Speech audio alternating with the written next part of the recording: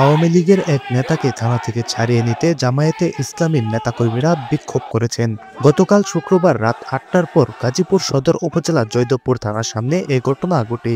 এর আগে মির্জাপুর ইউনিয়নের ২ নম্বর ওয়ার্ড আওয়ামী লীগের সাংগঠনিক সম্পাদক শফিকুল শিকদারকে পুলিশ আটক করে। তার আগে ২০২৩ সালের ৮ সেপ্টেম্বর মির্জাপুর ইউনিয়নের ২ নম্বর ওয়ার্ড আওয়ামী লীগের কমিটি অনুমোদন করা হয়। তাতে গাজীপুর সদর উপজেলা মির্জাপুর ইউনিয়ন আওয়ামী লীগের আহ্বায়ক ও ৩ যুগ্ম আহ্বায়কের সই রয়েছে। তারাই কমিটি অনুমোদন করেছিলেন।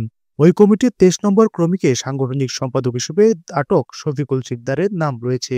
স্থানীয় সূত্রে জানা যায়, শফিকুল শিকদারকে আটকের পরপরই শতাধিক জামায়াতে ইসলামীর নেতাকর্মী থানার মূল ফটকের সামনে জড়ো হয়ে অবস্থান নেন। এ সময় তারা শফিকুলের মুক্তির দাবিতে বিভিন্ন স্লোগান দিয়ে থানার সামনে বিক্ষোভ মিছিল করেন এবং শফিকুলকে ছেড়ে দেওয়ার দাবি জানান।